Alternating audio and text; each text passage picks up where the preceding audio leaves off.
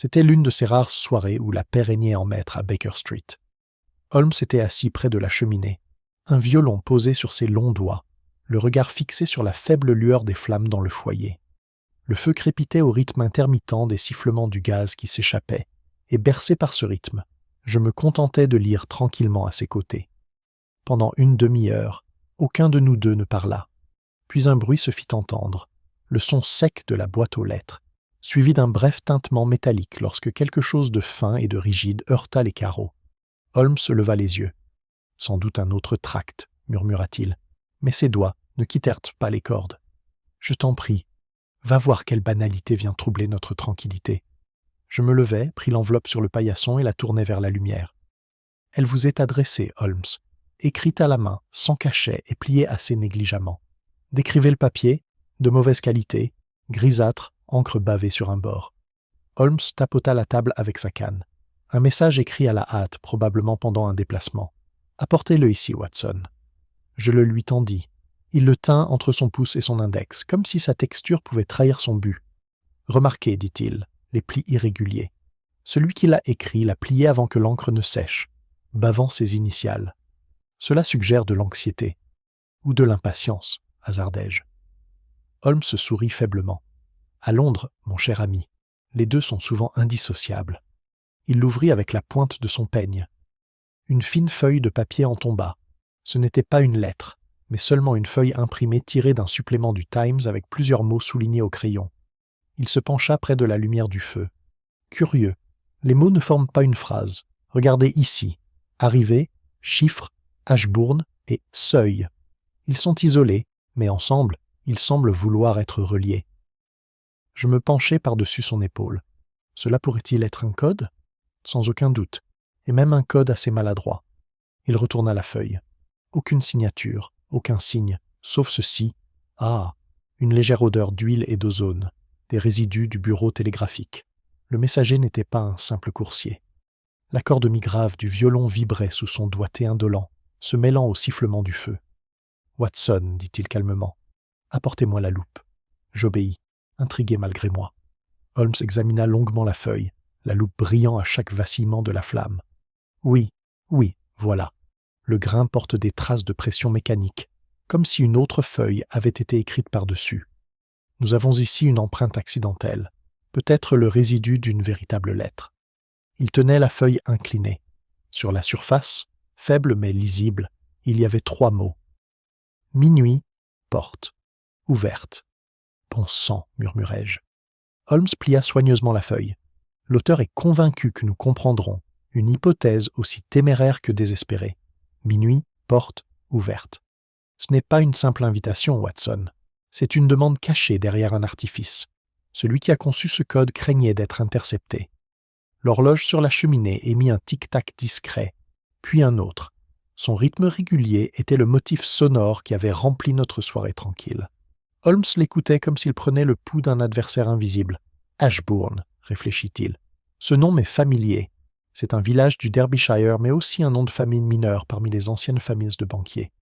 Peut-être que la lettre fait référence à l'un d'entre eux, ou à l'autre. Nous ne devons rien prendre pour acquis. La beauté de l'inconnu réside dans son refus d'être catégorisé prématurément. » Il se leva et se dirigea avec une énergie soudaine vers son bureau. « Observez, Watson. Le mot souligné « chiffre » est le pivot de tout le message. Il relie « arrivée » et « seuil » comme des coordonnées et non comme des coïncidences. L'auteur nous invite à un décodage, à la fois littéral et moral. Avant que je puisse répondre, un nouveau bruit s'immisça, le faible bruit de bottes dans les escaliers, délibéré et sans hâte, suivi d'une pause devant notre porte. Holmes pencha brusquement la tête. Le rythme des pas correspondait exactement à l'intervalle de l'horloge, comme si l'intrus marchait à ce rythme. Puis vint un seul coup léger, un seul, pas deux. « Entrez », dit Holmes d'une voix calme mais vigilante. La porte s'ouvrit juste assez pour laisser entrer un courant d'air et un homme grand et mince vêtu d'un manteau de voyage sombre. Son regard passa rapidement de moi à Holmes, puis revint au feu. Une odeur de fer humide l'accompagnait. « Excusez-moi, monsieur Holmes », dit-il en refermant la porte derrière lui. « On m'a dit que vous receviez des messages même après le coucher du soleil. »« Cela dépend, » répondit Holmes en lui faisant signe de s'approcher. « Si le message apporte des nouvelles positives ou négatives. » La main de l'inconnu tremblait tandis qu'il sortait de sa poche un télégramme plié. « Je pense qu'il apporte les deux. » Holmes le prit, l'ouvrit sur la table et examina l'entête. Archivé au bureau central des télégrammes il y a 21 minutes, signé uniquement de la lettre A. « Cela signifie-t-il Ashbourne, monsieur ?» L'homme hésita. « Oui, Arthur Ashbourne. Je suis venu parce qu'on m'a dit que quelqu'un pourrait essayer de m'arrêter si je tardais. » Les yeux de Holmes brillèrent. « Pourtant, vous avez pris le risque de tarder en envoyant d'abord ce message cryptique. »« Pourquoi ?» Le regard d'Ashbourne se posa sur les braises ardentes. « Parce que je ne pouvais pas faire confiance à mon propre personnel. Le code était ma garantie. » La corde du violon vibra à nouveau, un écho presque imperceptible de tension. « Vous avez toute notre attention, monsieur Ashbourne, » dit Holmes d'une voix basse. « Racontez-nous tout depuis le début, mais commencez, s'il vous plaît, par le mot « seuil ». Ashbourne déglutit. « Il fait référence à la porte du bureau de mon défunt père. Sous celle-ci se trouve quelque chose qui aurait dû rester enfoui. Un code qu'il a créé avant de mourir, lié à la disparition de certains registres comptables de la banque familiale. Cette nuit, quelqu'un a l'intention d'entrer et de s'en emparer. » Holmes se pencha en avant, chaque trait de son visage illuminé par la détermination. « Alors, Watson, notre soirée tranquille est terminée. » Il prit son manteau. « Monsieur Ashbourne, vous allez nous accompagner chez vous. Il n'est qu'1 heure avant minuit, et votre porte ouverte attend une explication. » Pendant qu'il parlait, l'horloge sonna 11 heures. Le premier coup résonna dans la pièce comme un signal d'alarme. La raison de ce bruit était désormais claire, pulsant entre la lumière du feu et la détermination. Holmes se tourna vers elle avec un regard mêlant amusement et fatalité. « Il est temps, mon cher Watson, dit-il. Elle exige notre participation. » Le dernier coup s'évanouit dans le brouhaha feutré de la ville, laissant le silence suspendu, dans l'attente, à l'écoute, comme si Londres elle-même s'était approchée pour saisir ce qui allait suivre. Holmes était déjà à mi-chemin dans l'escalier, avant que j'aie eu le temps d'enfiler mon manteau. Ashbourne le suivait en silence, sa haute silhouette courbée comme si elle ployait sous un poids invisible. L'air nocturne était frais et vide. Les réverbères diffusaient une faible lueur jaune qui semblait mesurer chaque seconde qui s'écoulait par rapport au tic-tac constant de la montre de poche de Holmes. Ce même rythme pulsatoire, l'écho de l'horloge à pendule désormais transposé sur les trottoirs de Londres, accompagnait nos pas. « Taxi !» cria Holmes, et une voiture s'approcha dans l'obscurité. Il fit signe à Ashbourne de monter le premier, puis se tourna vers moi. « Observez ses mains, Watson. Chaque articulation est raide, mais ses doigts sont tachés d'encre. La formation d'un banquier, mais les habitudes d'un employé. Il écrit ce qu'il n'ose pas dire. » Je montai à côté de lui. « Pensez-vous qu'il ait falsifié quelque chose ? C'est possible. Plus probablement, il a interprété quelque chose que son père avait laissé obscur. » Le taxi démarra dans un à-coup. Les lampadaires défilaient, flous comme des calculs fugaces, chaque lueur disparaissant avant qu'on puisse en vérifier la logique. Le visage de Holmes, éclairé par intermittence par la lumière, arborait cette expression impassible que je connaissais bien, la sérénité de l'intellect en équilibre sur le fil du danger. Ashbourne rompit le silence. « Vous vous demandez, monsieur Holmes, pourquoi j'ai attendu jusqu'à maintenant ? » « Je me le demande, oui, » dit Holmes d'un ton calme, « mais je pose rarement des questions, à moins que le retard lui-même ne fasse partie du plan. » Ashbourne eut un petit rire impuissant. Il y avait un plan, même si ce n'était pas le mien. Le code de mon père concernait certains dépôts cachés sous de faux noms. Ils étaient destinés à l'aide en temps de guerre, confidentiels, patriotiques, tout à fait légaux. Pourtant, quelqu'un n'en a eu connaissance. Après sa mort, les registres ont disparu. Il y a 2 nuits, un mot anonyme m'a averti. Minuit, porte, ouverte. Je l'ai pris pour une plaisanterie. Ce soir, j'ai trouvé un 2e message gravé sur le montant de la porte du bureau. Holmes se pencha en avant. Décrivez-le. Il n'y avait qu'un seul mot. Retour. Rien d'autre. Holmes tapota son genou du bout des doigts. Notre correspondant souhaite donc que vous rouvriez cette porte, soit pour découvrir la vérité, soit pour voler. Et vous pensez qu'il compte frapper à minuit ? Demandai-je. Sans aucun doute. Les voleurs, Watson, ont un sens exquis de la ponctualité. Le taxi cahotait dans les rues de plus en plus étroites de Marylebone. La pluie commença à siffler faiblement sur le toit, se mêlant au bruit des sabots dans un lent contrepoint. Ce rythme persistant, pluie, sabots, cœur, accentuait le malaise dans les yeux d'Ashbourne. Holmes se tourna vers lui. « Le code de votre père. Décrivez-en la forme. Un livre de logarithmes, dit Ashburn. Mais certains chiffres avaient été imprimés intentionnellement de manière erronée. Il m'a dit un jour que n'importe qui pouvait lire la vérité s'il apprenait à écouter les erreurs. Ah! Le ton de Holmes s'égaya, avec une note de découverte qui vibrait en dessous. C'était un mathématicien de caractère. Le code est musical, pas littéral. La déviation était le signal. Très bien. Cela explique votre note précédente. Code, seuil. L'un cache le sens, l'autre le protège. Ashburn semblait perplexe. Vous faites comme si c'était de la poésie. En substance, ça l'est, dit Holmes. Toute cryptographie fait appel au rythme avant la raison. Souvenez-vous-en. Le taxi ralentit. Ici, chauffeur, ordonna Holmes, numéro 12, Wycliffe Square. Ils descendirent devant une sobre maison géorgienne, aux fenêtres fermées et à la lampe vacillante au-dessus de la porte. La clé d'Ashburn glissa faiblement dans la serrure, un son si faible qu'il semblait étouffé par la pluie. À l'intérieur, l'air transportait une odeur de registres humides et de cendres froides. « Par ici », murmura-t-il. Nous le suivîmes le long d'un couloir étroit jusqu'à une lourde porte en chêne renforcée de fer. Le mot « Return » était effectivement gravé sur le linteau, de manière grossière mais délibérée. Holmes se baissa immédiatement, éclairant rapidement les veines du bois avec sa lanterne. « Watson, remarquez les marques du ciseau.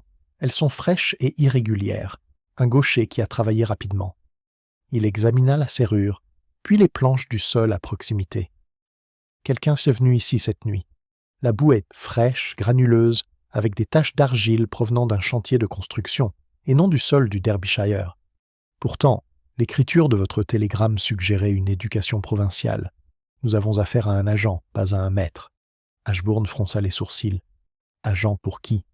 C'est ce que nous allons découvrir, à condition d'arriver avant que minuit ne rende la question superflue. Il sortit un petit outil et enfonça délicatement le fil dans la serrure. Le faible clic métallique qui suivit sembla anormalement fort dans le silence. Il ouvrit la porte d'1 centimètre. « Restez en arrière », murmura-t-il. Le bureau n'était éclairé que par la lueur mourante du charbon. Les ombres s'accumulaient dans tous les coins. Des feuilles étaient éparpillées sur le tapis et, au centre du bureau, se trouvait un volume ouvert, avec des colonnes de chiffres disposées comme les vers d'un poème. Holmes traversa rapidement la pièce, toucha la page et inspira lentement. Fascinant. Chaque chiffre modifié correspond à une lettre. B, E, A, et ainsi de suite. La première ligne dit « Beir at Dur ».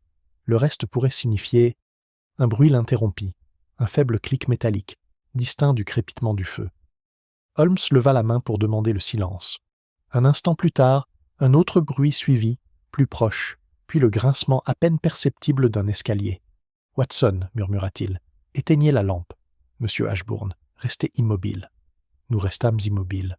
La seule lumière provenait de la lueur opaque des braises qui projetait le profil de Holmes en relief bronze. Les pas s'arrêtèrent juste après le seuil. Holmes parla à voix basse, presque comme dans une conversation. « Vous pouvez entrer, monsieur. La porte, comme prévu, est ouverte. » Une silhouette apparut, un homme vêtu d'un manteau de travail et d'une casquette rabattue sur les yeux. Il portait une lanterne cachée dans sa manche. À notre vue, il s'arrêta, puis se dirigea vers la fenêtre. Holmes fut plus rapide. D'un seul mouvement, il l'intercepta, saisit le poignet de l'homme et la lanterne tomba bruyamment sur le sol, roulant lentement en cercle et projetant des faisceaux de lumière vacillant sur le plafond. « Watson, votre pistolet. » Je la sortis instinctivement. L'intrus se débattit une fois, puis s'affaissa. Holmes lui prit un petit pied de biche et un papier plié. « C'est un professionnel, » dit Holmes froidement. « Remarquez les gants, doublés de résine pour une meilleure prise, pas pour se réchauffer. Et ce papier, oui, comme je le soupçonnais. La seconde moitié de votre code, monsieur Ashburn ?» La voix d'Ashburn tremblait. Alors il savait pour le registre. Il valait mieux dire qu'il connaissait la légende. Il croyait que je cachais de l'or. En réalité, je ne cache que la honte. La honte ? L'expression de Holmes s'adoucit. Votre père a falsifié les chiffres pour protéger les fonds patriotiques d'un conseil avide. Une tromperie noble, mais une tromperie quand même. Il a codé sa confession sous forme mathématique, confiant que son fils défendrait l'honneur plutôt que la richesse. Cet homme recherchait l'illusion, pas le sens. L'intrus bougea, marmonnant de manière incohérente. Holmes le poussa sur une chaise. Il se réveillera bientôt. Nous devons savoir qui l'a envoyé, mais pas ici. Il désigna la fenêtre, où la pluie frappait les vitres avec une insistance croissante. « Watson, le rythme change. Écoutez. » Je le fis. La pluie avait pris un rythme régulier. 2 courtes rafales, une longue pause, comme s'il s'agissait d'un signal provenant de l'extérieur. Les yeux de Holmes se rencontrèrent les miens. Notre visiteur n'était pas seul. Le feu siffla, projetant une dernière étincelle qui bondit et s'éteignit.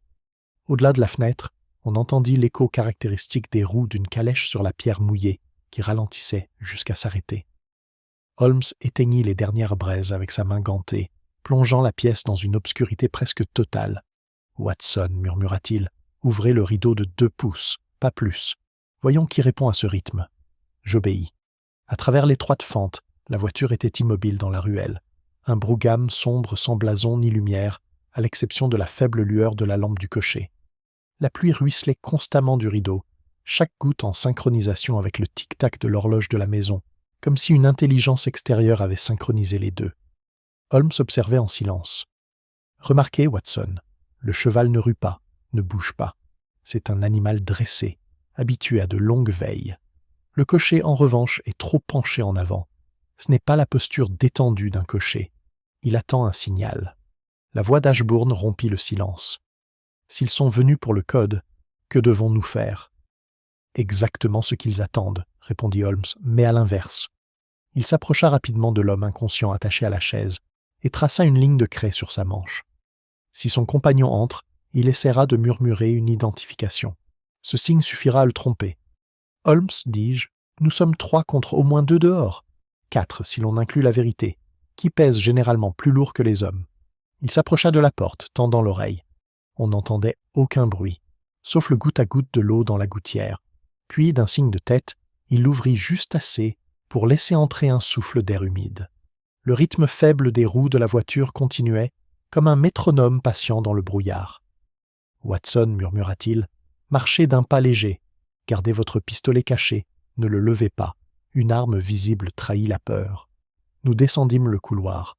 L'odeur de la fumée de charbon se mêlait à celle de la pierre humide, et quelque part en dessous, le tic-tac de l'horloge continuait, désormais étouffé, mais présent, comme un battement de cœur submergé. À la porte, Holmes s'arrêta. « Monsieur Ashbourne, restez derrière nous. Si je dis le mot « seuil », fermez la porte à clé et ne l'ouvrez pas avant que je n'appelle 2 fois. » Il déverrouilla la porte. La rue était sombre et déserte. Le chauffeur tourna brusquement la tête au bruit, la pluie ruisselant de son chapeau. « Vous l'avez attrapé » cria-t-il. Le ton de Holmes changea instantanément. Vif, sec, la voix d'un subordonné. « Oui, et bâillonné, monsieur.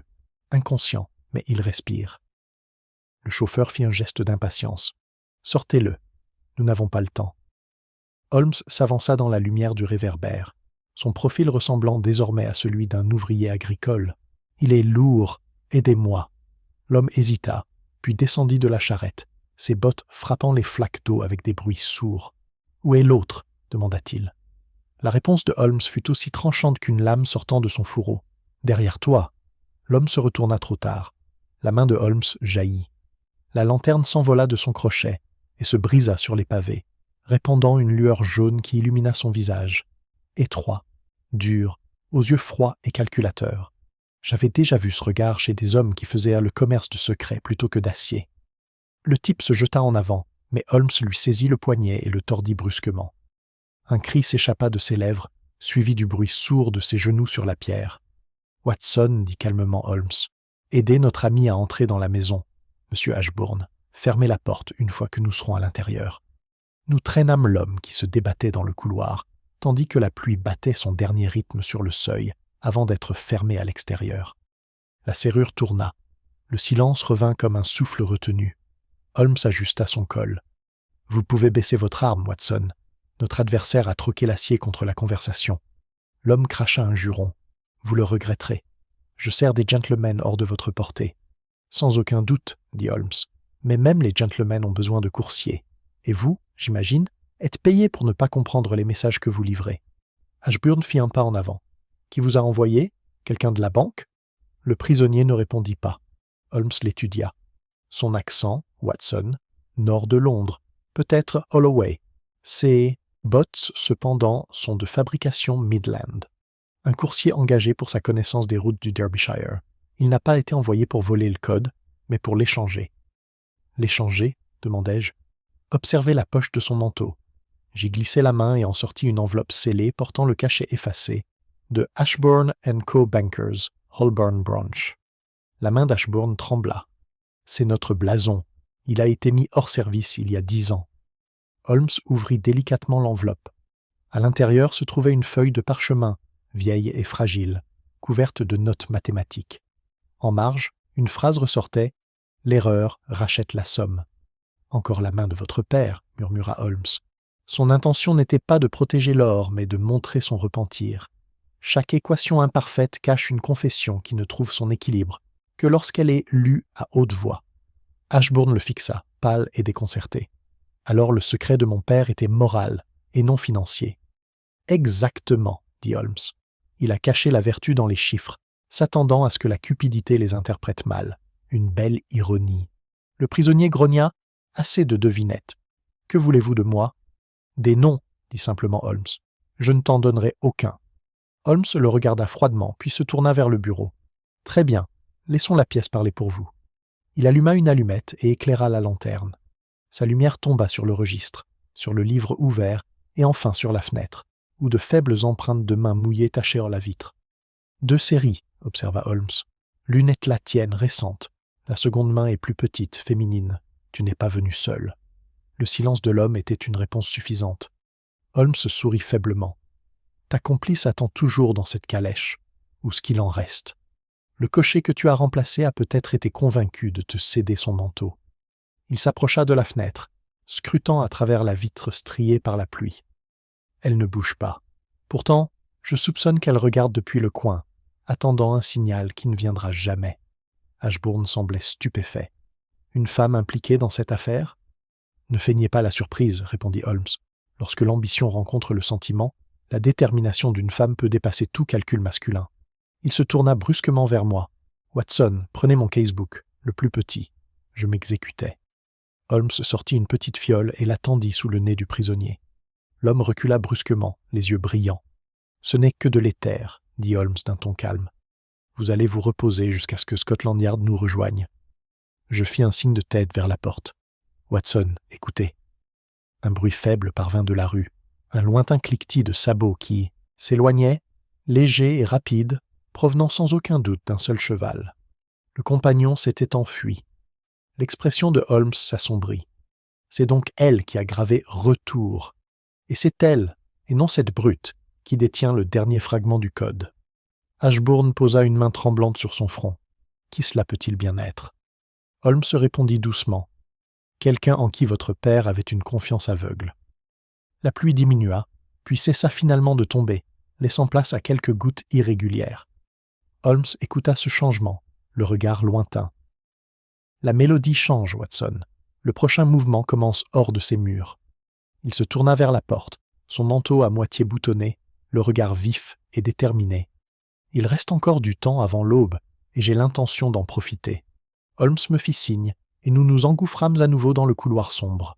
La respiration haletante du prisonnier nous suivait faiblement, se mêlant au tic-tac de l'horloge au loin, un contrepoint patient à la pluie qui cessait dehors. La main de Holmes effleura la poignée, s'arrêtant une fraction de seconde. Le rythme change à nouveau, Watson. Elle est encore proche. Écoutez. Je le fis et je l'entendis. Un léger cliquetis sur les pierres, plus rapide et plus léger qu'auparavant, comme si un seul pas s'éloignait et revenait, incertain, pour vérifier si la poursuite allait suivre. Les yeux de Holmes brillèrent. L'indécision trahit son intention. Elle a l'intention de revenir. Sans attendre de réponse, il ouvrit la porte et sortit dans le froid. La rue s'étendait silencieuse, scintillante sous les réverbères. Au coin le plus éloigné, une silhouette élancée hésitait près du caniveau à moitié inondé. Une femme, voilée, vêtue d'un manteau de voyage gris, qui regardait d'abord vers la voiture, puis vers la maison sombre. « Restez où vous êtes », dit Holmes à voix basse, sa voix traversant le brouillard. Elle s'immobilisa. Puis, dans un geste presque de capitulation, elle se retourna. La lumière du réverbère éclaira son visage, pâle mais calme, encadré par des mèches de cheveux blonds humides. Elle ne semblait ni effrayée ni provocante, seulement épuisée d'avoir dû se cacher. Vous m'avez suivi depuis le début, monsieur Holmes, dit-elle. Vous pouvez aussi bien finir le voyage. Holmes s'approcha lentement, étudiant chaque trait de son expression. Et vous, madame, vous m'avez guidé avec une délicatesse remarquable. Les lettres, le code, même le choix du messager. Tout cela était votre œuvre. Ses lèvres tremblèrent dans un sourire à peine esquissé. J'ai pensé qu'il fallait un esprit comme le vôtre pour le déchiffrer.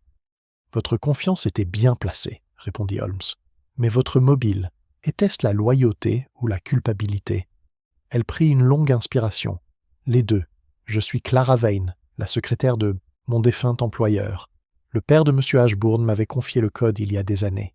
Il craignait que ces falsifications patriotiques ne soient rendues publiques, mais il ne supportait pas l'idée de les détruire. À sa mort, j'ai promis de garder son secret et de le rendre à son fils uniquement si cela s'avérait nécessaire. Et ce soir, dit Holmes, cela s'est avéré nécessaire. Oui, j'ai appris qu'un des directeurs de la banque avait découvert des traces du registre et avait l'intention de l'exploiter. Il a engagé l'homme que vous avez maintenant ligoté à l'intérieur. J'ai envoyé le premier billet pour avertir M. Ashbourne, puis le télégramme, dans l'espoir de vous impliquer avant que le pire ne se produise. Mais j'ai mal évalué l'heure. Ils ont agi plus vite que je ne le craignais. Holmes l'observa attentivement. Vous êtes donc revenu pour récupérer ce que vous aviez essayé de protéger? Le mot « retour » gravé au-dessus de la porte était un signal pour vous, pas pour eux. Elle baissa les yeux. Je n'ai pas eu le temps d'écrire. Le couteau a été plus rapide. Ashbourne s'était approché silencieusement, la lanterne tremblant dans sa main. « Mademoiselle Vane, dit-il d'une voix rauque, si ce que vous dites est vrai, alors vous avez tout risqué pour l'honneur de mon père et le mien. » Son sang-froid vacilla. C'était un homme bon, monsieur Ashbourne. Je ne pouvais pas laisser sa vérité être déformée au point de devenir un crime. La voix de Holmes, bien que douce, avait son ton familier et inquisiteur. Pourtant, vous n'êtes pas venu seul. L'homme à l'intérieur, comment a-t-il su où vous cachiez le code? Elle hésita, détournant le regard. Il m'a suivi depuis le bureau il y a 2 soirs. Je pensais l'avoir semé. Ce soir, je voulais récupérer les documents toute seule, avant qu'il n'arrive. Et la calèche? Je l'ai louée sous un faux nom. Il a dû la trouver et renvoyer mon cocher. Holmes acquiesça lentement, tandis que le tableau se cristallisait dans son esprit. Alors tous les signaux de ce soir étaient un écho de vos intentions, reflétés et déformés par son ingérence. Les notes, les rythmes, même la phrase « porte ouverte ». Il a imité votre avertissement pour nous attirer tous au même endroit. Sa voix s'abaissa. C'est donc moi qui ai attiré le danger ici. Pas du tout, dit calmement Holmes. Vous avez simplement révélé la vérité à la mauvaise personne. La distinction est fondamentale. Il se tourna vers Ashbourne.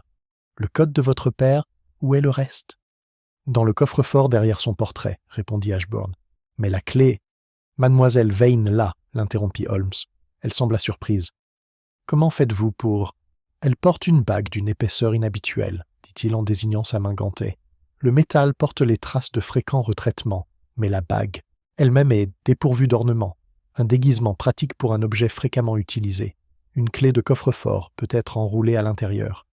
Lentement, elle le fit tourner pour le libérer, révélant une minuscule rainure cachée. Holmes en retira une clé étroite en laiton. « Magnifiquement conçue, murmura-t-il, et typique de la subtilité de votre défunt employeur. » En quelques instants, nous étions de retour dans le bureau. Holmes inséra la clé et ouvrit le coffre-fort. À l'intérieur se trouvait un seul registre relié, dont les bords étaient tachés par des années de poussière, et en dessous, une enveloppe scellée avec une inscription effacée. Pour la conscience, pas pour l'argent. Ashbourne le prit avec révérence. C'était son écriture. Holmes lui fit signe de l'ouvrir. À l'intérieur se trouvait une courte lettre, rédigée en quelques lignes concises et directes. « À mon fils, si cette lettre te parvient, sache que je n'ai trahi ni mon honneur ni mon pays, mais seulement ma paix intérieure. Le code enregistre les dettes de confiance, pas d'argent. Garde-le précieusement et souviens-toi que la dissimulation peut mieux servir la justice que la confession. » Ah ah ah. Holmes la lut en silence, puis la replia soigneusement. « Watson, dit-il doucement, il y a des affaires qui ne se terminent pas par une arrestation, mais par la compréhension. Celle-ci en fait partie. » Les yeux de mademoiselle Vane brillèrent. « Alors, c'est fini ?»« Pas encore, » répondit Holmes. « Il reste la question de ses poursuivants. Cet homme là-dedans va se réveiller et se retrouver sous l'autorité de Scotland Yard. Mais son employeur, l'un des directeurs de la banque, comme vous l'avez dit, doit être nommé. Ashbourne semblait incertain. Ce pourrait être M. Pelham. Il y a des années, il a remis en question les comptes de mon père et depuis, il aspire à prendre le contrôle. L'expression de Holmes s'intensifia. Pelham, oui. Son adresse? Wimpole Street. Holmes regarda vers la fenêtre. Nous avons donc une demi-heure avant l'aube et un rendez-vous à honorer. Ashbourne fit un pas en avant. Laissez-moi vous accompagner. Holmes secoua la tête. Non, votre devoir est ici, avec la vérité que votre père a laissée. Gardez-la jusqu'à ce que je vous donne des nouvelles. Le tic-tac de l'horloge s'intensifia, son rythme désormais calme mais insistant. Holmes rangea les documents, ferma le coffre-fort et se tourna vers la porte. Watson, prenez votre manteau.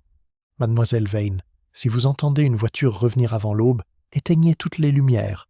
Ce bruit ne sera pas le nôtre. Elle le saisit par la manche. Vous comptez affronter Pelham seul. J'ai l'intention, dit Holmes avec un léger sourire, de le laisser expliquer ses raisons avant d'obliger la loi à le faire à sa place. Le faible écho de la pluie reprit, dispersé et sourd. Holmes écouta, la tête penchée, comme si la ville elle-même lui soufflait la prochaine étape. Puis il ouvrit la porte, les gonds soupirant comme l'expiration de la nuit. « Venez, Watson, le rythme nous invite à avancer. » La pluie s'était calmée jusqu'à devenir un murmure lorsque nous sommes sortis dans la rue. Ce rythme constant remplacé à présent par le battement plus doux des roues des voitures sur la pierre mouillée. Holmes a arrêté un taxi d'un simple geste de la main, et en quelques instants, nous glissions à travers les avenues sombres vers Wimpole Street. L'air à l'intérieur du taxi transportait l'odeur du cuir humide et de la lumière du gaz. Holmes se pencha en avant, les yeux mi-clos, écoutant la ville comme si elle respirait des phrases que lui seul pouvait déchiffrer. « Watson, dit-il enfin, notre adversaire est un homme calculateur. Pourtant, ses actions de ce soir trahissent la précipitation. Lorsque l'intellect prend le pas sur la prudence, la culpabilité le suit comme un écho. Pensez-vous que Pelham nous attendra? » Holmes sourit faiblement. « Il espérera que nous arrivions. Les coupables, lorsqu'ils sont acculés, préfèrent l'illusion du contrôle. Cela leur permet de négocier leur démasquage. » Le taxi tourna brusquement. Les roues sifflaient dans les flaques d'eau. Quelque part au-dessus de nous, une horloge sonna 4h30. Son son feutré se mêla à nouveau au motif qui nous avait suivis depuis Baker Street, le lent battement cardiaque de la ville, à travers le brouillard et les flammes. Holmes tapota son genou du bout des doigts, en rythme. Curieux, n'est-ce pas, Watson, comme la conscience de chaque homme se mesure dans le temps? Celle de Pelham le fera bientôt. Nous nous sommes arrêtés devant une grande maison en briques claires, aux volets fermés mais faiblement éclairés. Holmes est descendu le premier, faisant signe de se taire. « Il n'y a pas encore de policiers, a-t-il chuchoté. Tant mieux. La vérité, lorsqu'elle est entendue trop tôt par la loi, perd sa confession. Il frappa 3 fois à la porte. Un domestique, un homme âgé dont les yeux ne trahissaient aucune surprise, vint nous ouvrir. « Monsieur Pelham est réveillé, dit-il simplement, et il nous conduisit dans un long couloir qui sentait vaguement le tabac et l'encre. Holmes me jeta un coup d'œil. Il nous attendait. La porte du salon s'ouvrit avant que nous l'atteignions. M. Pelham était là, petit, aux cheveux argentés, d'apparence soignée, avec une robe de chambre parfaitement ajustée. Il salua Holmes avec une courtoisie posée. « Une visite avant l'aube? Je suis honoré, monsieur. » Holmes inclina la tête. « Par nécessité, pas par honneur, monsieur Pelham. Je crois que vous correspondez avec un certain coursier actuellement en détention, à qui vous avez fourni des incitations financières concernant les comptes d'Ashbourne. » L'expression de Pelham ne changea pas. « C'est absurde. Ces comptes ont été clôturés il y a 10 ans. »« Fermés ?» répéta Holmes. « Oui, par vous-même, et pas entièrement en raison du solde. Une fermeture curieuse, dans laquelle les chiffres qui devraient s'annuler se confessent au contraire. » La main de l'homme eut un sursaut, une petite trahison. « Vous parlez par énigme. Alors permettez-moi de traduire, dit Holmes. Votre défunt associé cachait des fonds patriotiques sous des rubriques codées. Lorsque vous avez découvert l'astuce, vous y avez vu une opportunité. Il vous manquait la clé, mais vous saviez que votre secrétaire la possédait. Ce soir, vous avez envoyé votre agent la récupérer sous prétexte de la protéger. L'échec de cette tentative est à l'origine de votre insomnie actuelle. Les yeux de Pelham se durcirent. Et si votre imagination dépassait la réalité? Alors la vérité vous corrigera, répondit calmement Holmes. Vous avez encore de l'encre sur le pouce pour avoir scellé un registre falsifié, dont les chiffres correspondent parfaitement aux sommes manquantes sur votre compte privé, à la Lombard Exchange. Le sang-froid du vieil homme vacilla. Vous Holmes leva la main. Ne confondez pas déduction et accusation. Ce sont les faits eux-mêmes qui accusent. Pelham s'effondra dans un fauteuil haletant. J'ai seulement essayé de protéger l'entreprise. Votre interprétation romantique du mobile ne convient pas aux affaires. Holmes l'observa en silence pendant un moment, puis d'un ton plus doux. Protection ? Non, monsieur. Vous recherchiez la permanence, un héritage sculpté par la vertu d'un autre homme, une fraude née non pas de la cupidité, mais de l'envie. Vous enviez la clarté morale d'Ashbourne, même dans l'erreur. Je vis le sang se retirer du visage de Pelham. Il a trompé la couronne. Et vous appelez cela de la clarté ? J'appelle cela de la conscience, dit Holmes d'un ton calme. Une monnaie rare, monsieur Pelham, plus volatile que l'or, mais infiniment plus difficile à contrefaire. L'horloge dans le hall sonna une fois. Un seul tremblement sonore. Pelham sursauta. Le regard de Holmes le suivit. Minuit, métaphoriquement parlant, murmura-t-il. Chaque tromperie a son heure prédestinée. Pelham se leva en titubant. Que comptez-vous faire ? Holmes se tourna vers la fenêtre. Cela dépend de votre prochaine décision. Vous pouvez signer des aveux dans lesquels vous déclarez avoir abusé des comptes chiffrés, rétablissant ainsi le nom que vous avez sali, ou je remettrai mes découvertes à l'inspecteur Gregson dans l'heure qui suit. L'homme hésita, pesant le pour et le contre entre la ruine et la libération. Et si j'acceptais ? Alors la loi fera preuve de clémence. Elle respecte le repentir lorsqu'il est présenté avec précision. Ses lèvres tremblèrent. Vous offrez la clémence à un criminel ? À un homme ? Le corrigea calmement Holmes. La distinction est entre vos mains. Pelham s'approcha du bureau. La plume griffonnait le papier, chaque trait audible, méthodique, rythmé. Le même battement qu'auparavant, aussi constant que l'avait été la pluie. Holmes observait sans triomphe, seulement avec sérieux. Quand il eut terminé, Pelham mit le document de côté. Vous veillerez à ce que justice soit faite, quelle que soit la forme qu'elle prendra. Holmes inclina la tête. La justice, pas la vengeance. Elles occupent rarement la même place. Pelham eut un rire sec et fatigué. Vous parlez comme le prêtre que vous auriez pu être. Ou le criminel que je pourrais encore devenir, répondit Holmes avec une pointe d'ironie. Nous ne sommes tous que des variations d'un code. Alors que nous nous retournions pour partir, le domestique réapparut, le visage pâle. Un messager, monsieur, urgent. Holmes prit la lettre, l'ouvrit et lut à haute voix. Elle est partie. La femme est partie avant l'aube. Pardonnez-moi. Ah, l'écriture d'Ashbourne. Le visage de Holmes se crispa.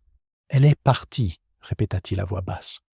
Watson, la mélodie change encore une fois. Il remit la confession à Pelham. Gardez-la en sécurité jusqu'à l'arrivée de la police. Pour l'instant, le gardien du code requiert notre attention. Nous sortons dans la pénombre grise de la rue. Les premiers cris des marchands ambulants résonnent faiblement depuis les marchés lointains. Holmes s'arrête sur le trottoir, plissant les yeux. « Watson, qu'entendez-vous » ?»« Seulement le vent, répondis-je. »« Non, écoutez plus attentivement. » Un faible tintement porté par la brise, le rythme distinct du métal contre la pierre, rapide, irrégulier, s'éloignant vers Marylebone. La voix de Holmes s'abaissa jusqu'à devenir un murmure. « Cela, mon cher Watson, c'est le talon d'une femme. Mademoiselle Vane chevauche, rapide et seule. Le taxi dans lequel nous étions descendus nous attendait toujours, avec le chauffeur à moitié endormi. Holmes sauta sur le marchepied et me fit signe de monter. « Suivez-la, chauffeur, suivez le bruit, vous l'entendrez avant de la voir. » Le cheval se lança en avant, les roues frappant l'eau dans une course syncopée. Holmes se pencha, son manteau flottant au vent, le billet d'Ashbourne froissé dans sa main. « Le code a peut-être été déchiffré, dit-il sombrement, mais son secret ultime nous précède. » Le cliquetis rythmique s'affaiblit, englouti par le brouhaha de la ville qui s'éveillait. Les yeux de Holmes ne quittèrent jamais le brouillard où elle avait disparu. « Plus vite !» cria-t-il. « Suivons la dernière note de la mélodie. » Le cocher fit claquer ses rênes et la voiture sursauta. Devant eux, quelque part au-delà du brouillard qui se dissipait, le rythme métallique résonna une fois de plus. 3 battements rapides, un prolongé, puis le silence. Voiture dérapa sur les routes mouillées, les sabots frappant l'eau en une syncope rapide. Holmes se pencha en avant, le visage pâle mais éclairé par la concentration, la note d'Ashbourne toujours serrée dans sa main. Le faible rythme métallique de l'éperon de Mademoiselle Vane, 3 battements rapides, une pause prolongée, résonnait devant nous à travers le brouillard qui se dissipait. C'était comme si la ville elle-même avait adopté sa fuite comme son propre rythme. « Chauffeur !» appela Holmes d'un ton sec. « Tournez à gauche au prochain croisement, Suivez le son, pas la route. L'homme hésita. Mais monsieur, il n'y a rien à voir dans cette direction. Alors écoutez, l'interrompit Holmes. L'oreille guide, là où l'œil est trompé. Le taxi tourna brusquement. Je m'agrippais au siège alors que nous empruntions une rue plus étroite bordée de magasins fermés. Le regard de Holmes scruta le trottoir. Watson, observez les traces. Les marques de roues sont peu profondes dans les flaques d'eau, fraîches et étroites. Une calèche plus légère que la nôtre. Elle voyage seule. Pourquoi fuirait-elle maintenant ? Demandai-je. Holmes, elle n'a certainement rien à craindre de nous. La peur, répondit-il, n'est pas toujours due à la poursuite. Elle peut être due à la découverte. Mademoiselle Vane sait quelque chose qui condamne non pas les autres, mais elle-même. Il tapota le billet contre son genou, un rythme qui reflétait le tintement lointain qui nous guidait encore. Le message d'Ashbourne, « Elle est partie », n'était pas un avertissement, mais un remords. Il sait ce qu'il emporte avec lui. Que cherche-t-il alors ? La rédemption, dit Holmes, ou son contraire. Nous tournons à un autre coin de rue. Devant nous, la route s'élargit en une place tranquille, avec des lampadaires à gaz qui brûlent encore faiblement.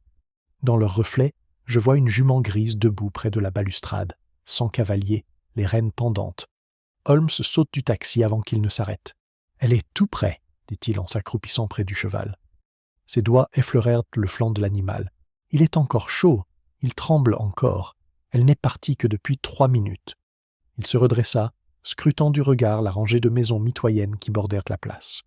Puis un bruit se fit entendre, léger, délibéré, indubitable, celui d'une poignée de porte qui tournait. Holmes bondit comme une flèche. « La voilà !» Nous traversâmes le trottoir jusqu'à une modeste porte entr'ouverte donnant sur la rue. À l'intérieur, la faible lumière d'une lampe vacillait contre le mur de l'entrée. Holmes entra le premier. Je le suivis. La porte se referma doucement derrière nous, nous isolant du bruit de la pluie. Pendant un instant, le silence fut profond, puis le tic-tac d'une horloge, régulier et familier, se fit entendre. Holmes s'arrêta net.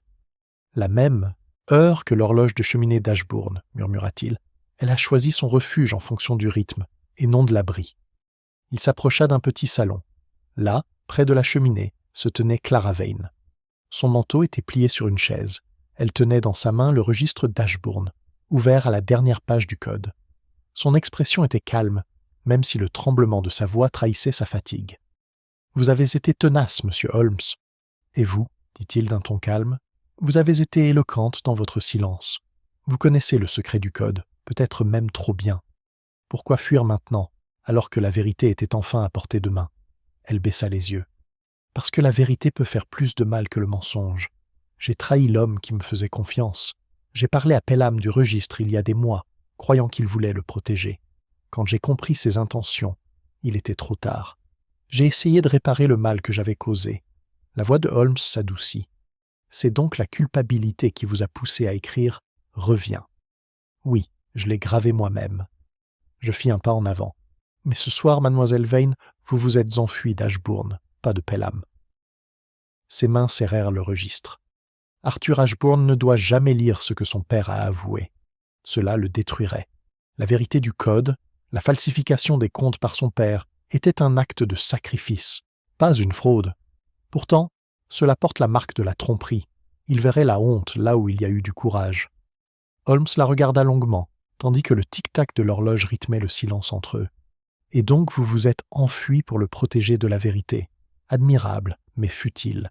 La dissimulation ne fait que générer la répétition. » Elle leva brusquement les yeux. « Alors que voulez-vous que je fasse ? Le condamner à la ruine au nom de l'honneur ? Condamnez-le à la compréhension, dit Holmes. La ruine ne réside que dans l'ignorance. » Elle tourna le registre vers lui. « Alors prenez-le. Je ne peux pas en supporter le poids. » Holmes s'approcha lentement, son ombre tombant sur la page ouverte. « Ah !» murmura-t-il. « Regardez ici, Watson. L'alignement final. Ces colonnes de chiffres modifiés se traduisent en mots lorsqu'elles sont lues selon le schéma de déviation que nous avons trouvé précédemment. Écoutez, l'erreur rachète la somme. La même phrase qui figurait sur la feuille falsifiée que nous avons saisie chez le coursier de Pelham. » Il leva les yeux. « Mademoiselle Vane, le code de votre défunt employeur n'était pas un aveu de culpabilité, mais une instruction. Il voulait que son fils comprenne l'équilibre entre la justice et la miséricorde. L'erreur elle-même était une vertu. Sa fuite, donc, était pour défendre ce qui n'avait pas besoin d'être défendu. Son sang-froid s'effondra. Alors tout mon silence, ma tromperie, ont été inutiles. Pas inutiles, dit Holmes avec gentillesse. Simplement mal dirigés. L'horloge sonna une fois. Son son emplit la pièce d'une tranquillité définitive. Holmes referma le registre. Watson, percevez-vous la symétrie? Chaque son revient à son origine. Le premier coup a marqué le début de notre affaire. Celui-ci marque sa transformation. Il se tourna à nouveau vers elle. Vous devez revenir avec nous. Ashbourne attend des nouvelles. La loi n'a pas besoin d'intervenir. La vérité l'a déjà fait. Elle resta immobile un instant, le regard fixé sur la flamme mourante dans la cheminée. Puis, avec un effort évident, elle acquiesça. D'accord. Holmes lui offrit son bras. Courage, mademoiselle Vane. La rédemption ne commence pas par le pardon, mais par la confession. Lorsque nous sommes revenus sur la place sombre, l'aube avait commencé à teinter les nuages d'argent. L'air était humide et silencieux, le bruit des sabots désormais lointain, comme si la ville expirait le souffle d'une longue nuit. Holmes s'arrêta à l'écoute. « Vous entendez, Watson ? Encore l'horloge ? Non, son absence. » Il sourit faiblement. « Pour la première fois depuis l'arrivée de la lettre, le rythme est interrompu. Nous sommes entre deux battements. » Nous aidâmes mademoiselle Vane à monter dans la voiture. Holmes jeta un coup d'œil à la maison silencieuse. « Voilà, dit-il à voix basse, la dissimulation prend fin et les conséquences commencent. » Alors que le taxi s'éloignait, les cloches lointaines de St. Mary's sonnèrent 5 heures, leur son se superposant et se dissolvant dans le brouillard matinal. Un écho qui s'évanouissait dans le silence, un son qui ne promettait ni victoire ni défaite, seulement la continuité. Le taxi traversait en brinque-ballant la ville qui s'éveillait, ses roues sifflant sur les pavés mouillés tandis que l'aube pâle se glissait sur les toits. Holmes était assis en face de mademoiselle Vane, les doigts entrelacés, les yeux mi-clos mais vifs de calcul. Chaque coup de cloche lointain semblait se fondre dans le balancement rythmique du taxi, ce battement constant qui reliait encore notre étrange nuit. Mademoiselle Vane rompit le silence la première. « Vous comptez tout lui dire ?» Holmes inclina la tête. La dissimulation engendre la contagion. L'honneur de M. Ashbourne dépend de la compréhension, pas de l'ignorance. Elle baissa les yeux. « Il me méprisera. »« Il méprisera ce qu'il croit que vous avez fait, » répondit Holmes, « jusqu'à ce qu'il comprenne pourquoi vous l'avez fait. Et la compréhension, mademoiselle Vane, est la seule faculté capable de transformer le mépris en gratitude. » Le taxi heurta un trottoir, projetant une brève ombre sur le visage de Holmes. Je l'observais attentivement. Même si son ton restait calme, il y avait sous-jacente de la fatigue, cette subtile lassitude qui suit une victoire mentale obtenue au prix d'un sacrifice moral. Il se tourna vers moi. « Watson, je voudrais que vous vous souveniez de l'heure exacte à laquelle notre télégramme est arrivé. » « Il est arrivé peu après 10 heures, répondis-je. « Pourquoi ? » « Parce que le bruit de la boîte aux lettres a eu lieu exactement 3 minutes avant que l'horloge sonne la demi-heure. Si le rythme est le même, l'expéditeur du télégramme a calculé son arrivée pour qu'elle coïncide avec celle d'Ashbourne à Baker Street. Alors, il voulait que nous l'interceptions ? Exactement. Depuis le début, nous avons été les instruments de son ingéniosité. Ashbourne voulait que nous découvrions ce qu'il n'avait pas le courage d'affronter seul. Le code était la confession d'un fils déguisé en devinette d'un père. Mademoiselle Vane leva brusquement les yeux. Non, il ne savait rien de sa signification. Holmes la regarda avec gentillesse. Pas consciemment, peut-être. Mais l'instinct guide la confession avec la même certitude que l'intellect guide la déduction. Il sentait la vérité peser sur lui, même s'il ne parvenait pas à déchiffrer les mots. D'où la note étrange qui a déclenché toute cette affaire, sa demande inconsciente de révélation. Je vis ses lèvres trembler. Alors je n'étais qu'une partie de son plan ? Une participante inconsciente, dit Holmes avec gentillesse, mais pas sans but. Chaque code nécessite 2 esprits, l'un pour cacher, l'autre pour interpréter. Entre vous et Ashbourne, la vérité a trouvé sa voie. Le taxi s'arrêta devant la maison du banquier. La lumière de l'aube peignait les fenêtres d'un or terne, et l'air était lourd de l'odeur de la pluie qui avait cessé. À l'intérieur, la lampe de l'entrée était toujours allumée, et, à travers la porte entr'ouverte, on entendait le léger murmure de pas. Holmes me fit signe de m'approcher. « Watson, restez à ses côtés. Il aura besoin de courage. » Nous entrâmes dans le salon. Ashbourne se tenait près de la cheminée. Les traces du tumulte de la nuit précédente encore visibles dans le désordre des feuilles qui l'entouraient. Ses yeux s'écarquillèrent à la vue de Clara Vane et, pendant un instant, aucun des deux ne parla. Le seul bruit était le tic-tac persistant de cette horloge familière avec son balancier constant et implacable. Holmes rompit le silence. « Monsieur Ashbourne, je vous apporte à la fois la libération et la révélation. En vérité, ce sont deux faces d'une même médaille. » La voix d'Ashbourne était tendue. « Où étiez-vous ? Je craignais le pire. »« Vous craignez de savoir, le corrigea Holmes. Permettez-moi de remédier aux deux. » Il posa le registre sur la table. « Le code de votre père n'est pas la trace d'un détournement de fonds, mais d'une expiation. Il a falsifié les chiffres pour protéger les fonds qui lui avaient été confiés, non pas par la couronne, mais par des hommes comme Pelham. Les divergences transmettent un message unique, répété dans chacune d'elles. L'erreur rachète la somme. » Ashbourne le fixa du regard. « Alors, son déshonneur était une vertu mal comprise, conclut Holmes. Les sommes n'ont jamais été volées, mais simplement protégées. Pelham a tenté de transformer cette dissimulation en fraude. Mademoiselle Vane, en essayant de protéger le secret de son père, s'est retrouvée impliquée dans sa supercherie. Ce soir, l'équilibre a été rétabli. » Le jeune homme se tourna vers elle, l'air à la fois angoissé et soulagé. « Pourquoi ne m'avez-vous pas dit cela ?» Sa réponse fut à peine audible. « Parce que je craignais que vous y voyiez une trahison là où il y avait de l'amour. » Holmes intervint calmement. « Monsieur Ashbourne, votre père vous a laissé un héritage moral, et non financier. Mademoiselle Vane l'a préservé au péril de sa vie. Si vous tenez à la vérité, récompensez-la non pas par des accusations, mais par de la compréhension. » Le banquier perdit son calme. « Mademoiselle Vane, dit-il d'une voix rauque, pardonnez-moi. Je comprends maintenant que j'ai tout mal jugé, même mon silence. » Ses yeux rencontrèrent ceux de l'homme, et pour la première fois de la soirée, je vis la paix revenir dans son regard. Holmes se retourna et examina l'horloge posée sur la cheminée. « Observez, Watson. Le pendule vacille légèrement au sommet de chaque oscillation. Le mécanisme a besoin d'équilibre, comme nous tous. »« Vous parlez de manière philosophique, dis-je. Je parle de manière pratique. La machine humaine se dérègle lorsqu'elle est déséquilibrée. Trop de culpabilité d'un côté, trop de fierté de l'autre. » Il se tourna à nouveau vers Ashbourne. « Il reste cependant une dernière question. La confession de Pelham attend votre signature avant d'être envoyée à Scotland Yard. La justice doit achever son calcul. » Ashbourne acquiesça. « Ce sera fait. » Holmes s'approcha de la fenêtre. La lumière de l'aube brillait sur la vitre. « Et après, dit-il doucement, vous voudrez peut-être laisser cette horloge se reposer. Son rythme a servi son objectif. » Mademoiselle Vane se leva. « Vous voulez dire la détruire ? » « Ou la faire taire, » répondit Holmes. « Le passé, une fois compté, n'a pas besoin de continuer à taper. » Les mots restèrent suspendus dans l'air. Dehors, les premières voitures du matin grondaient au loin, leurs roues marquant un nouveau temps. Ashbourne tendit la main à Holmes. « Vous avez rendu plus que l'honneur, monsieur Holmes. Vous avez rendu l'équilibre. » Holmes s'inclina solennellement. « Cela, monsieur, est la monnaie la plus rare de toutes. » Nous les avons alors laissés, debout côte à côte devant la cheminée éteinte. La porte s'est refermée doucement derrière nous, et le faible tic-tac s'est estompé jusqu'à être englouti par le brouhaha matinal de la ville. Alors que nous sortions dans la rue, Holmes a pris une longue inspiration. Le code a été déchiffré, les comptes ont été réglés, mais il reste quelque chose. « Quoi ?» demandai-je. Il écouta un instant. « Le rythme persiste, non pas celui de la culpabilité, mais celui des conséquences.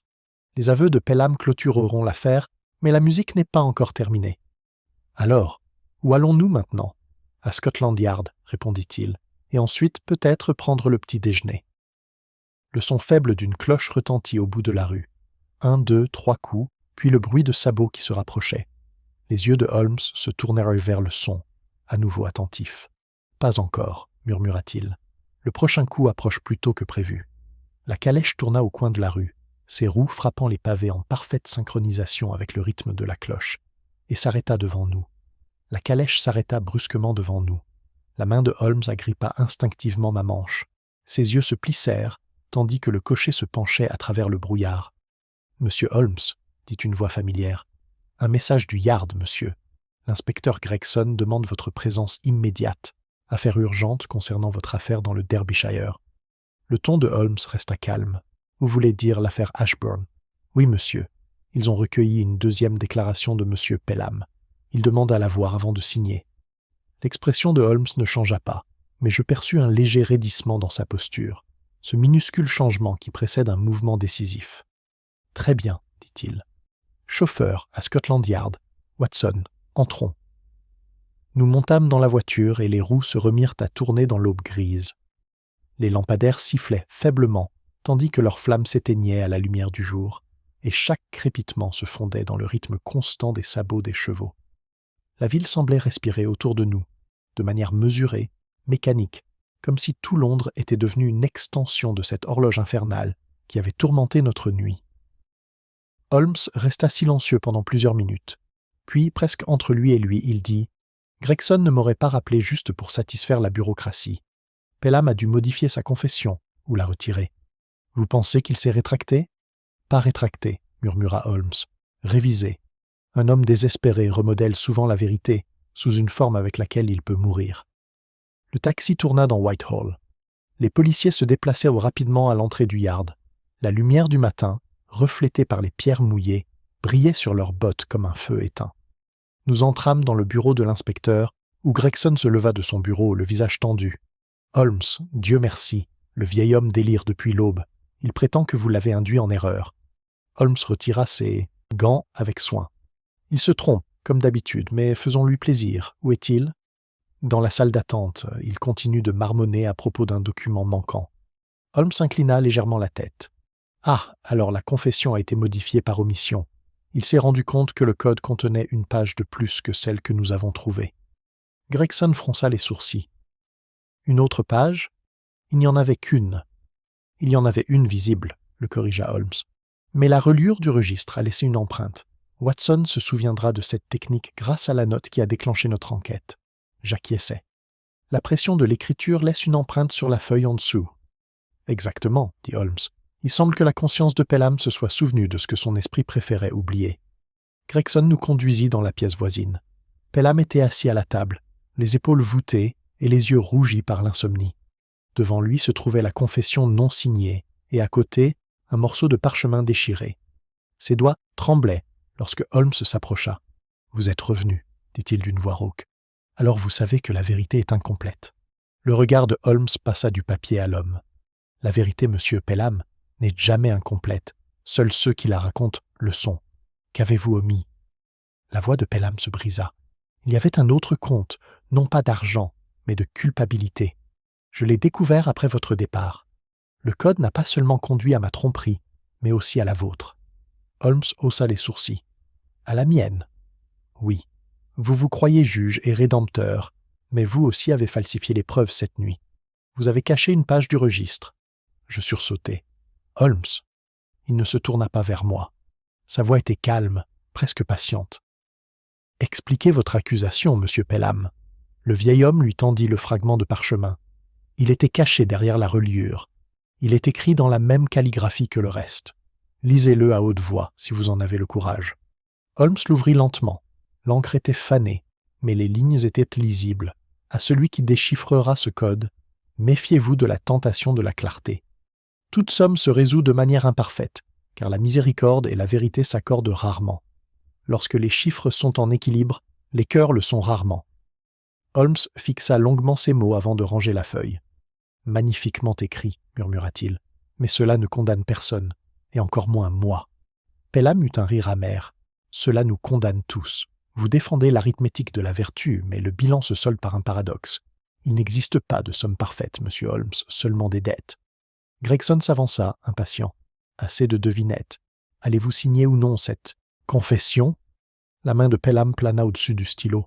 « À quoi sert une confession lorsque l'arithmétique de la conscience n'a pas de fin ?» Holmes posa une main sur son épaule.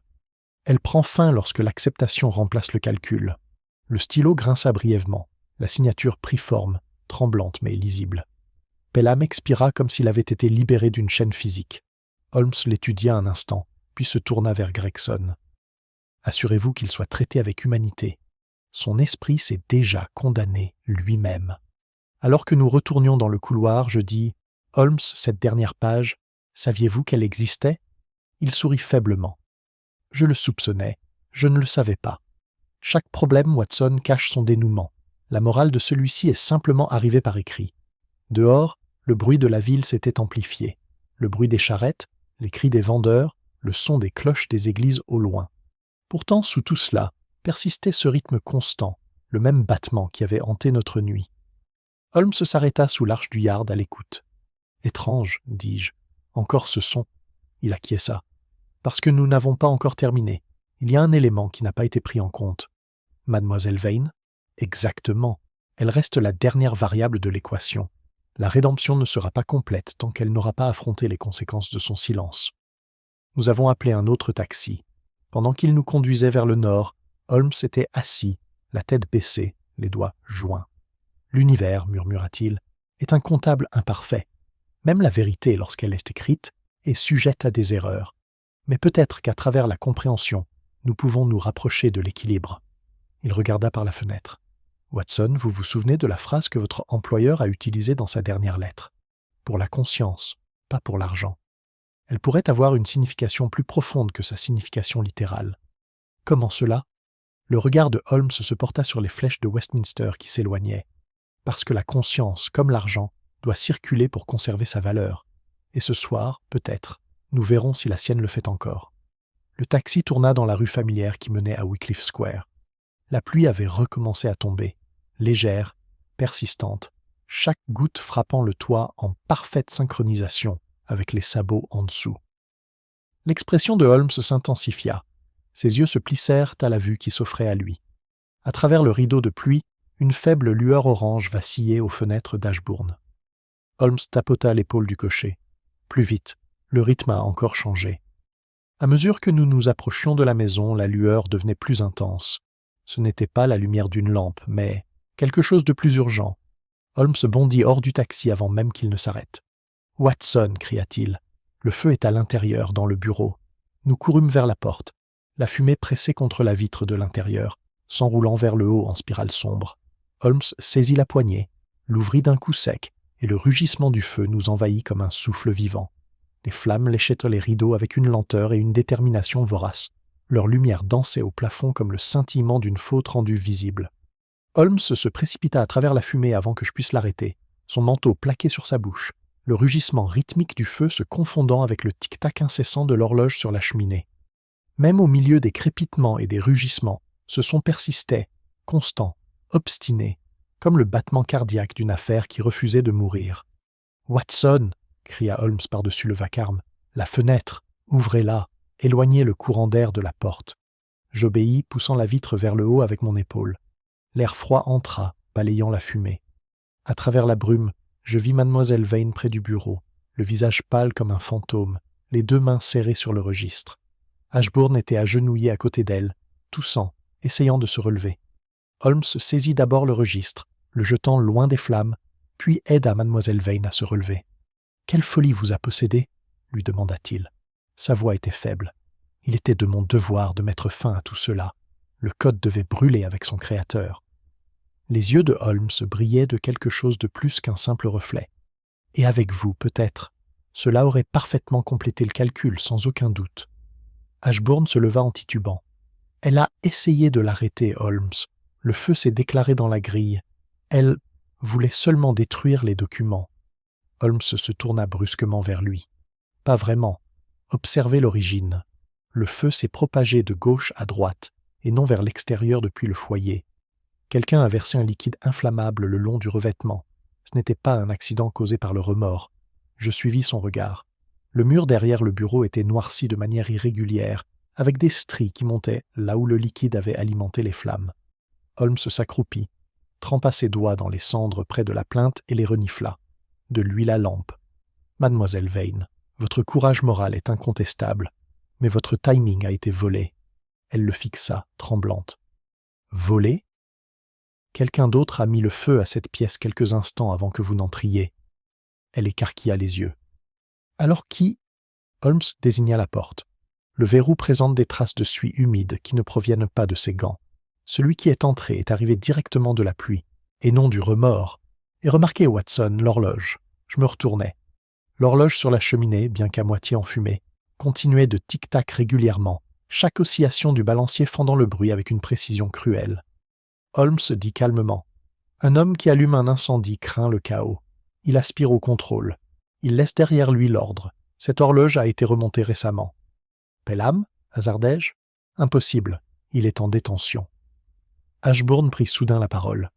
Alors qui d'autre avait des raisons d'effacer le passé ? Holmes plissa les yeux. L'homme qui a remis la convocation de Gregson.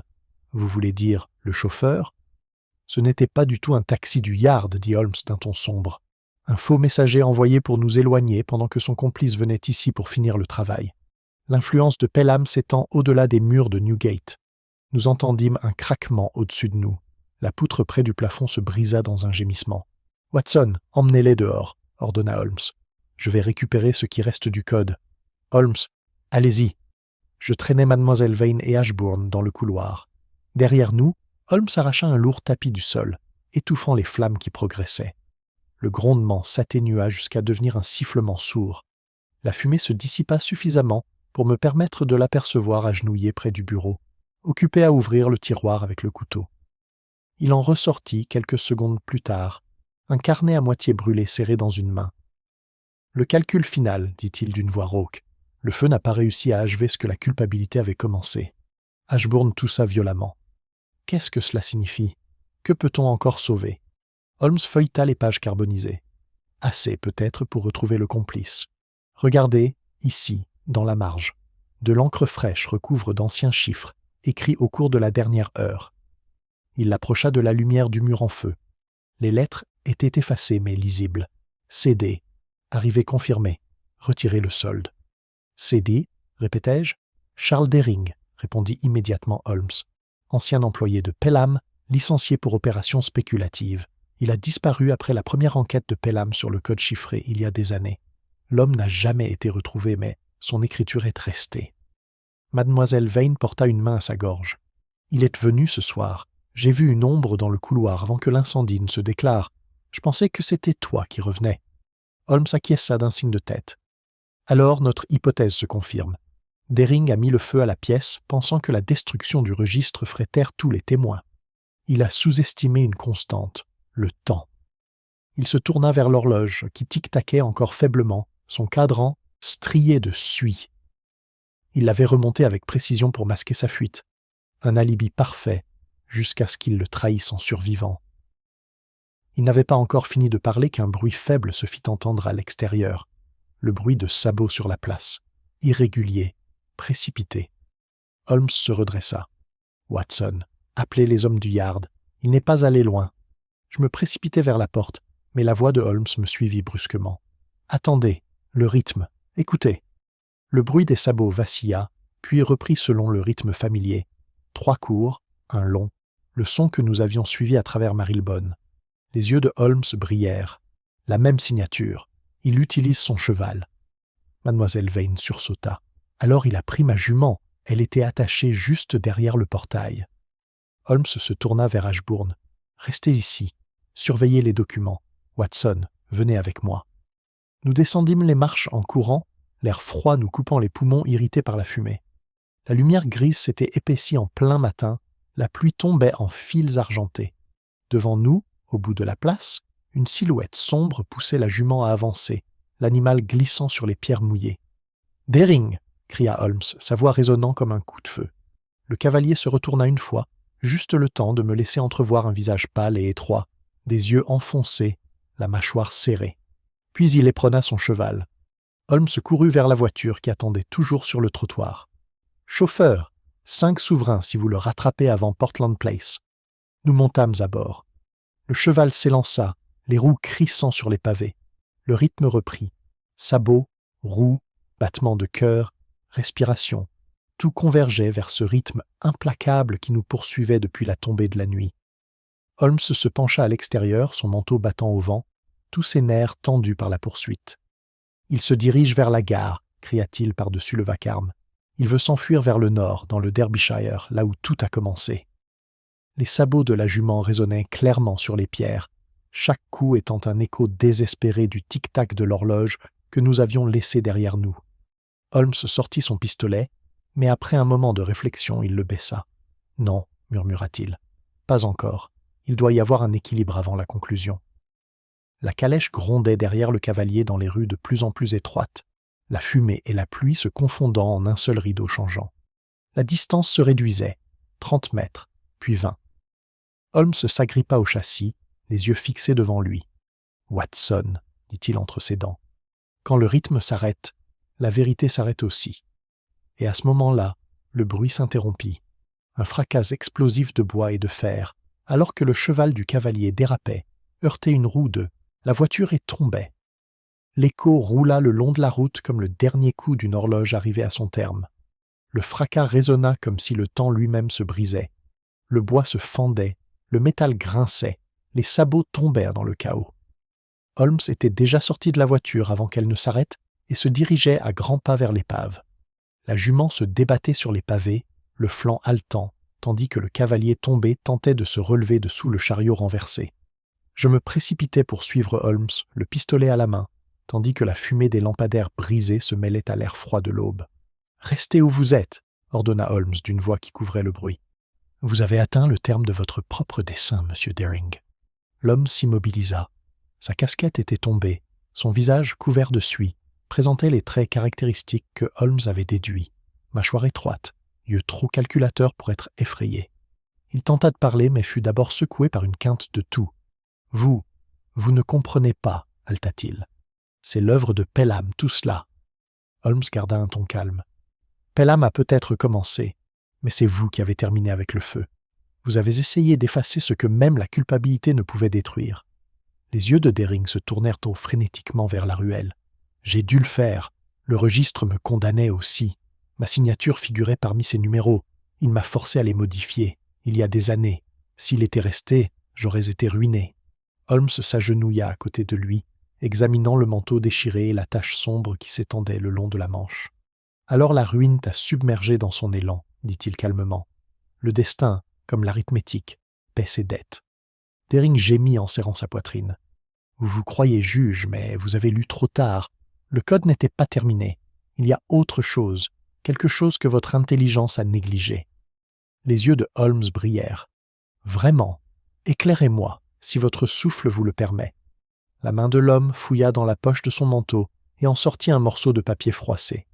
Holmes le prit délicatement. Il y avait dessus une série de chiffres, dont la disposition était interrompue au milieu par une tache de sang. « Watson, murmura-t-il, remarquez le schéma. Il ne s'agit pas de solde ou de somme, mais de coordonnées. La longitude et la latitude réduites à une séquence codée. Encore le Derbyshire, au-delà d'Ashbourne. Je m'approchais. Un lieu de sépulture. » Holmes acquiesça. « Exactement. Le véritable secret du registre ne réside pas dans la confession, mais dans la dissimulation. Le vieux Ashburn a caché des preuves, peut-être des fonds, peut-être des témoignages, sous le couvert du remords. Deering a brûlé le cabinet pour dissimuler ce lieu final. L'employé rit faiblement. Un son terrible et vide. Maintenant, vous ne le trouverez jamais. La carte mourra avec moi. » Holmes le regarda avec une profonde compassion. « Pas tout à fait. L'esprit qu'il a créé vit en moi depuis assez longtemps pour la reconstruire. » Il se tourna vers moi. « Watson, encore le rythme et... Écoutez. » À travers le bruit qui s'estompait, on entendait le bruit constant de sabots qui s'approchaient, mesurés, délibérés. Holmes pencha la tête. « Gregson, toujours ponctuel. J'ai laissé un message au yard au cas où notre messager se serait révélé faux. » Quelques instants plus tard, l'inspecteur arriva avec 2 agents. « Bon sang !» s'exclama Gregson en observant le désastre. « C'est notre employé disparu ?»« Lui-même, » dit Holmes. « Ne l'accusez pas d'incendie criminel, mais de complot en vue de déformer la vérité. Son intention était la destruction, pas le vol. » Gregson fronça les sourcils. « Et Pelham ? Il sera à ses côtés devant la justice. Ses aveux sont valables, même si son courage ne l'est pas. » Deering tenta de se relever une fois de plus. « Vous allez déformer la vérité, vous tous. Vous allez faire de la fraude une vertu. » Holmes se pencha. « Non, monsieur. Je traduis simplement vos erreurs en signification. C'est la différence entre l'arithmétique et la compréhension. » L'homme s'effondra, inconscient. Les agents le soulevèrent et le placèrent droit sur la charrette. Holmes observa en silence, tandis que le faible tic-tac de l'horloge d'un magasin voisin se joignait au silence du moment. Je lui touchai le bras. « Vous avez parlé de coordonnées. Allez-vous les suivre ?»« Sans aucun doute, » répondit-il. « Le code reste incomplet, tout comme la justice. » Gregson haussa un sourcil. « Vous n'allez pas partir après une nuit comme celle-ci ?» Holmes eut un petit rire. « Mon cher Gregson, la fatigue n'est rien d'autre qu'une curiosité mal placée. Watson et moi avons vécu assez longtemps pour savoir que l'esprit, lorsqu'on lui refuse une conclusion, ne trouve pas le repos dans le sommeil. » Il se tourna vers l'horizon à l'aube, où une faible lueur effleurait les toits. À midi, Nous serons dans le Derbyshire. Lorsque notre train partit vers le nord, la ville avait déjà disparu dans le brouillard. Holmes était assis en face de moi dans le compartiment, le fragment des coordonnées posé sur ses genoux. Son regard passait des chiffres au rythme des rails sous nos pieds. Chaque tour de roue faisait écho au pendule de l'horloge. Chaque répétition réduisait sa pensée à un seul fil. « Watson, dit-il calmement, le génie d'Ashburn Senior réside dans le paradoxe. Il a enfoui la vérité morale dans la supercherie mathématique, convaincu que celui qui résout le problème doit d'abord se tromper avant de pouvoir l'apercevoir. Chaque ligne de son code invite à une erreur de calcul jusqu'à ce que l'empathie le complète. Pensez-vous que les coordonnées indiquent quelque chose de tangible? Je pense qu'elles indiquent une action. Le physique et le moral se rejoignent en un seul endroit. Ce pourrait être de l'or, ce pourrait être la faute. Mais quoi qu'il y ait là-bas, cela réconcilierait la somme. Il regarda par la fenêtre. La campagne s'étendait, grise et humide, avec ses champs scintillants de rosée. « Tu entends » demanda-t-il soudainement. « Les roues ? Non, l'équilibre. Chaque son correspond désormais au précédent. Le rythme s'est stabilisé, nous approchons du point d'équilibre. » Quelques heures plus tard, le train ralentit devant une petite gare rurale, Ashburn. Ils descendirent, le vent vif portant le parfum de l'automne. Holmes ouvrit la marche le long d'une allée bordée de haies, jusqu'à atteindre une étroite montée qui dominait le village. Là, il s'arrêta, examinant une fois de plus le fragment. « Latitude 53, longitude 1,6, murmura-t-il. Soustrait la correction dans la séquence finale. « Ah, voilà, cette petite colline au-delà du moulin. Tu vois la croix de pierre » J'acquiesçai. Peut-être une pierre tombale familiale. Plus que cela, dit-il, une signature dans le marbre. Nous traversâmes le champ. Sous la croix, à moitié enfouie dans la terre, se trouvait un petit coffret en fer, dont la serrure était rouillée mais intacte. Holmes s'agenouilla et l'ouvrit avec son couteau. À l'intérieur, il y avait une seule enveloppe scellée et une feuille de papier à musique pliée. En le tenant à contre-jour, les notes, écrites à l'encre précise, formaient un rythme simple. 3 battements rapides, une longue pause. « Le motif, murmurai-je. Holmes sourit faiblement. « Exactement. Le même motif qui nous a poursuivis tout ce temps. Le code n'était pas arithmétique, mais sonore, le battement cardiaque d'une conscience en quête de mesure. » Il ouvrit l'enveloppe. À l'intérieur se trouvait une courte lettre, simplement adressée « à mon fils ». Holmes la lut à haute voix. « Le sens de la vie ne réside pas dans le profit, mais dans la restauration. Si tu as trouvé cela, tu as appris qu'il est plus noble de se tromper honnêtement que de compter parfaitement. » Holmes replia la lettre, l'air plus doux. « C'est ici que s'achève le registre, Watson, non pas avec des chiffres, mais avec le pardon. » Nous restâmes silencieux tandis que le vent soufflait dans l'herbe, son rythme se mêlant au dernier son faible d'une cloche lointaine. Holmes remit le coffret en place, le recouvrit délicatement de terre et se leva. « Le bilan est au complet, » dit-il, « mais il reste un dernier son, le silence qui suit la compréhension. » La brise s'arrêta, puis se remit à souffler, murmurant faiblement à travers les haies. L'écho final du motif s'évanouit dans la paix. Holmes et moi restâmes sur le flanc de la colline longtemps après que le vent se fut calmé. Les cloches lointaines d'Ashburn avaient cessé de sonner, et il ne restait plus que le faible bourdonnement de la campagne, un bêlement occasionnel dans la vallée, le murmure de l'eau sous le pont, le tic-tac invisible de la vie qui continuait sans être vue. Holmes resta immobile à côté du coffret enterré, le visage tourné vers l'horizon pâle, où le matin se confondait avec le brouillard. L'air transportait cette curieuse quiétude qui suit la révélation, lorsque même la vérité semble hésiter à troubler son propre écho. Finalement, je pris la parole. « Vous avez atteint votre équilibre, Holmes. Le code a été déchiffré, le coupable a été traduit en justice, et l'innocent a été racheté. » Il me regarda avec un amusement tranquille. « Mon cher Watson, aucune équation du cœur humain n'est jamais complète. Nous avons simplement découvert sa symétrie. » Je souris faiblement. « Et le rythme que nous avons poursuivi toute la nuit, le tic-tac, les sabots, la pluie, s'est finalement résolu dans le silence. » Holmes prit une profonde inspiration, et un léger brouillard s'échappa de ses lèvres. « Le silence, oui, mais pas l'absence. Le son demeure, mais il n'est pas audible. Chaque vérité morale bat comme un pendule, que nous l'écoutions ou non. C'est là le véritable code de l'existence. » Il s'éloigna de la tombe et commença à descendre la pente vers la ruelle, son manteau effleurant les hautes herbes. Vous voyez, Watson, le vieux Ashburn comprenait que les mathématiques pouvaient mieux exprimer le remords que le langage.